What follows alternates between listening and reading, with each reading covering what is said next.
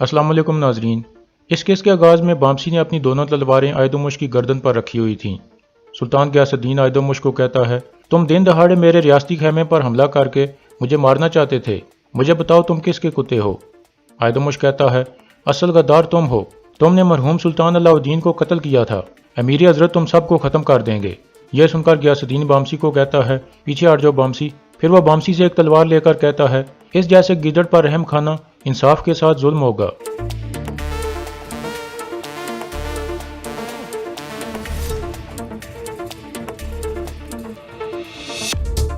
इस तरह गियासुद्दीन आयदोमुश को मार देता है और फिर कहता है, अगली बारी सादतीन की है। दूसरी तरफ सिवास में अर्तुगरुल को गिरफ्तार करके सादतीन के बड़े खेमे में बिठा दिया गया था। इतने में सादतीन वहां पहुंच जाता है और वह अर्तुगरुल से पूछता है, तुम्हें चोरी छुपे यहाँ कौन लाया अर्तुगरुल, और वो दो कमांडर कौन थे। गुनल्ब कहता है, कोई भी नहीं जानता कि वो दो कमांडर कौन थे अमीर हजरत। सादतीन कहता है, अगर हमें यह पता चल जाए कि वो दोनों कौन थे तो फिर हमें पता लग सकता है कि यहाँ आने में अर्तुगरुल की मदद किसने की। अर्तुगरुल कहता है, वो रियासत के दो बहादुर और वफादार जवान थे जो तुम्हें मारने के लिए आए थे। तुम सुल्तान बनना चाहते हो, जान लो कि उन जैसे बहुत हैं, आज नहीं तो कल कोई और आएगा और तुम्हारा ये शैतानी सर उतार देगा। सादतीन कहता है, तुम्हारा सर मैं सबके सामने खुद उतारूंगा अर्तुगरुल, मैं तुम्हारे सर को बाहर पूरे मैदान में घुमाऊंगा, लेकिन पहले मुझे उन दो कमांडरों की शनाख्त बताओ। इतने में दो सिपाही एक अंगारों की अंगीठी ले आते हैं जिसमें एक लोहा रखा गया था।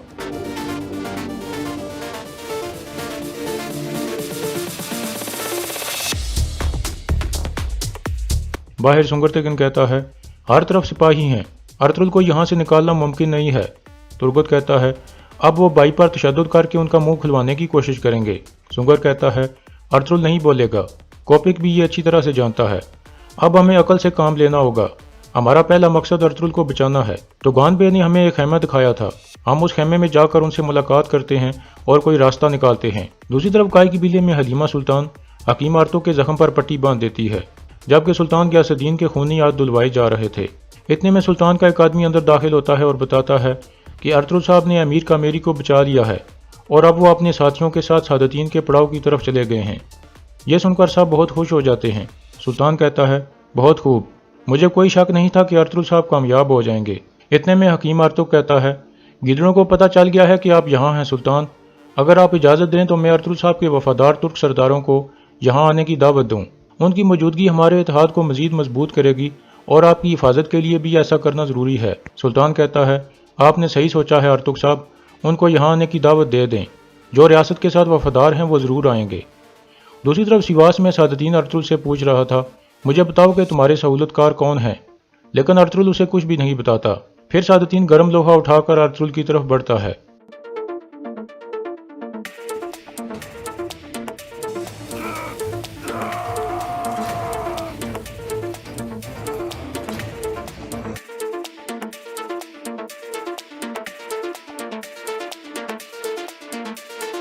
फिर सादतीन कहता है, तुम्हारे पास इस लोहे के दोबारा गर्म होकर सुर्ख होने तक का वक्त है, लेकिन मेरे पास बहुत वक्त है अर्तुगरुल। वो दो कमांडर कौन थे अर्तुगरुल, और तुम्हारी मदद किसने की।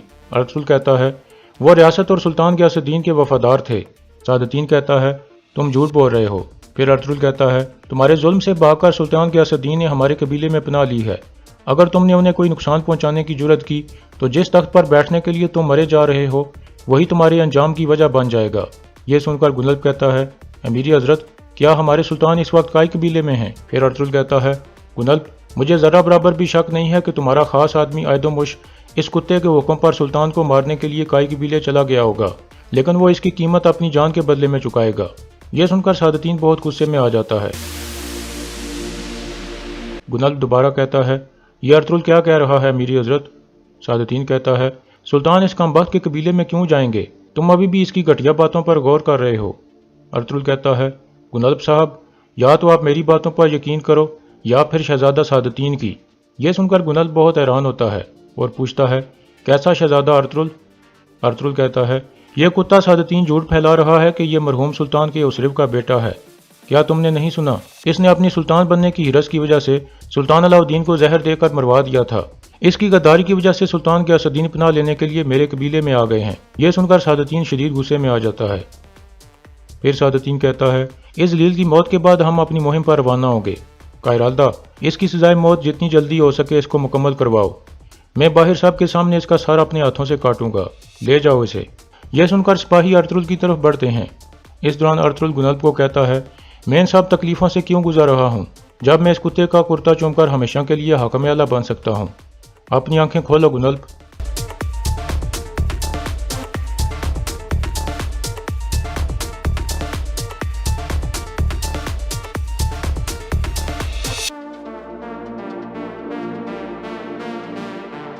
फिर सादुद्दीन गुनल्फ को कहता है, इंशाल्लाह अब हम रियासत के गद्दारों से निपट लेंगे, तुम जा सकते हो। यह सुनकर गुनल्फ बाहर आ जाता है और अर्तुगरुल के पास आकर खड़ा हो जाता है।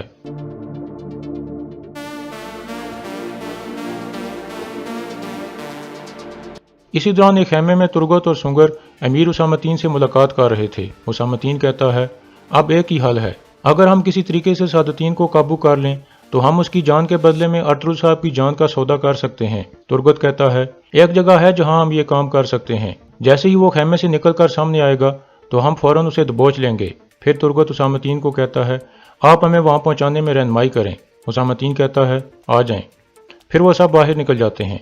अर्तुगरुल गुनल्फ को कहता है, तुमने हमारी रियासत को उस कुत्ते के हाथों में छोड़ दिया है गुनल्फ, तुम्हारे वालिद और वालदा की तरह बहुत से मासूमों का खून बहेगा।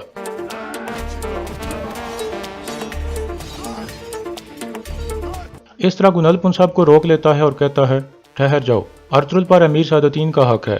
इसी दौरान अंदर सादुद्दीन को कुछ ख्यालात आते हैं जिसमें अर्तुगरुल ने उसकी बेइज्जती करवाई थी। फिर सादुद्दीन संदूक से एक तलवार निकाल लेता है और कहता है, यह तलवार मुझे सुल्तान अलाउद्दीन ने एक दफ़ा तोहफे में दी थी जब मैंने उनकी जान बचाई थी। अब मैं उसी सुल्तान की तलवार से अर्तुगरुल का सार उतार दूंगा जिसकी वजह से अर्तुगरुल मेरे खिलाफ लड़ाई कर रहा है, लेकिन मैं इस तेज तलवार से उसकी आसान मौत नहीं होने दूंगा। यह कहकर वो तलवार की धार को खराब करने लगता है। कुछ देर बाद वो बाहर की तरफ चल पड़ता है।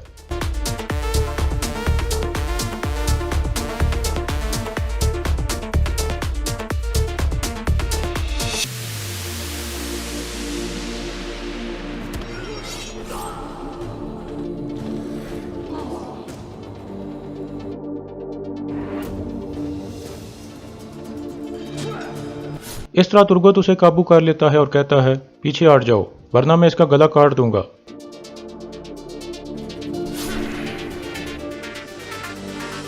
यह तुर्गत का ख्याल था। फिर तुर्गत आहिस्ता से सादुद्दीन को कहता है, अब तुम मेरे हाथ में हो, मैं तुम्हारा गला काट कर इसे जंगली जानवरों के आगे फेंक सकता हूँ, लेकिन तुम्हें अर्तुगरुल साहब का शुक्रगुजार होना चाहिए। अब तुम अर्तुगरुल भाई को आज़ाद करोगे। सादुद्दीन कहता है, गुनल्फ ये जो भी कह रहे हैं ऐसा ही करो। फिर सुंगर तेगिन कहता है, गुनल्फ साहब हमें इस पड़ाव के खारजी रास्ते पर 3 घोड़े तैयार चाहिए और अर्तुगरुल को वहाँ सिर्फ 2 आदमी लेकर जाएंगे और बाकी सब सिपाही दूर रहेंगे वरना कोपिक मारा जाएगा। सादुद्दीन कहता है, ये जो भी कह रहे हैं ऐसा ही करो, जल्दी करो। इसी दौरान जंगल के एक गार में अहमद बामसी से मुलाकात करता है और उसे बताता है कि क्रीतोस को पता चल गया है कि सुल्तान गियासुद्दीन काई कबीले में मौजूद है। मारिया कोपिक की जासूस बन गई है।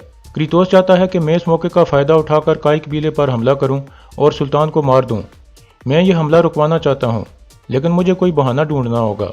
बामसी थोड़ी देर सोचने के बाद कहता है, अहमद भाई परेशान ना हो, एक रास्ता है। अर्तुगरुल साहब के वफादार ओगो सरदार सुल्तान के पास आएंगे, उनके सिपाही कबीले की हिफाजत पर मामूर होंगे। आप जाकर गवर्नर क्रीतोस को बताओ कि ओगो सरदारों की मौजूदगी में कबीले पर हमला करना नामुमकिन है। अहमद कहता है, बहुत अच्छे कमांडर बामसी, इस तरह ये हमला तो रुक जाएगा, लेकिन ज़्यादा देर ऐसा नहीं रहेगा। कुछ अरसे में शहंशाह की फौज बलाजे किले में पहुंच जाएगी, फिर मैं उन्हें रोक नहीं सकूंगा। बामसी कहता है, तब तक अर्तुगरुल साहब वापस आ जाएंगे इंशाल्लाह, फिर हम शहंशाह की फौज से निपट लेंगे। दूसरी तरफ सुंगर तेगिन की शराइत मानते हुए अर्तुगरुल को खारजी रास्ते पर लाया गया था। थोड़ी देर बाद 3 घोड़े भी वहां पहुंचा दिए जाते हैं। फिर मायदे के मुताबिक दोनों तरफ से कैदियों को आज़ाद कर दिया जाता है।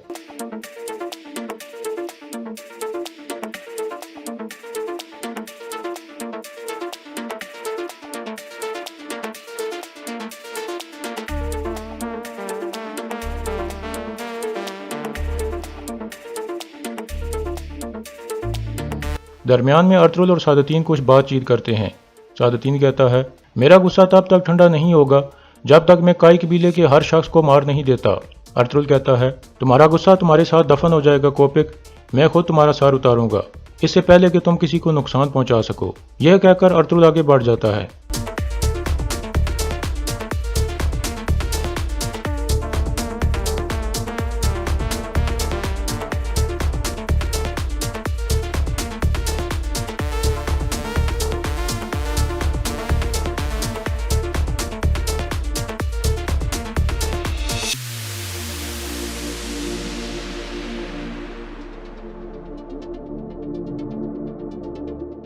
उनके जाने के बाद सादतीन कहता है, हम इनके पीछे जाएंगे। कैराल्दी कहता है, आप परेशान ना हो अमीरी हजरत, ये ज़्यादा दूर नहीं जाएंगे, मैंने इनके घोड़ों के खुर उतार दिए हैं। सादतीन कहता है, बहुत अच्छे कैराल्दा, हम फौरन निकल रहे हैं। लेकिन गुनल्ब किसी गहरी सोच में डूबा हुआ था। सादतीन कहता है, क्या तुमने मेरी बात सुनी है गुनल्ब? फिर गुनल्ब कहता है, हम उन्हें ढूंढेंगे अमीरी हजरत। फिर तुगान भी आहिस्ता से कहता है, मैं जानता हूँ वो कहाँ जाएंगे क्राजा।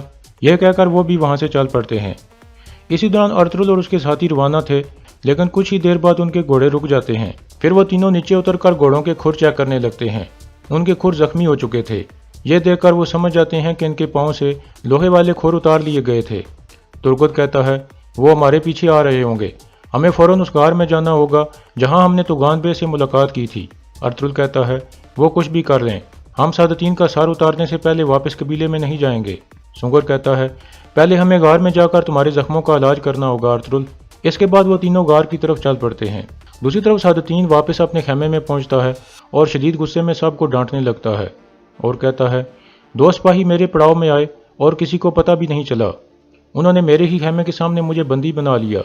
फिर वो एक कमांडर की तरफ बढ़ता है और कहता है, मैंने तुम्हें इस पड़ाव का इंचार्ज बनाया था, तुमने कहा था कि हर चीज़ ठीक है, फिर ये दो सिपाही कहाँ से आ गए? कमांडर कहता है, मुझे माफ़ कर दें अमीरी हजरत। सादतीन कहता है, तुम अपनी जिम्मेदारी नहीं निभा सके, तुम्हें क्यों जिंदा रहने दिया जाए?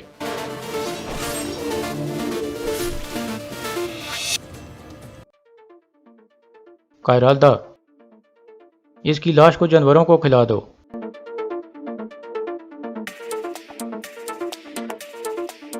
फिर सादतीन कहता है, हुसामतीन क्या सूरत हाल है? हुसामतीन कहता है, पहाड़ों पर सिपाही तैनात हैं, वो भाग नहीं सकते।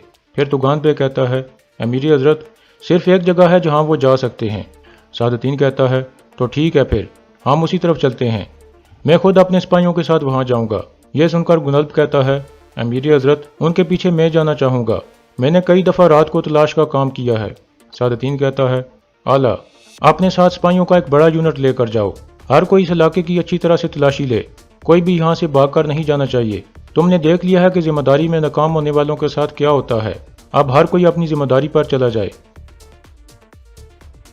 और यहाँ इस किस्त का अख्तिताम हो जाता है।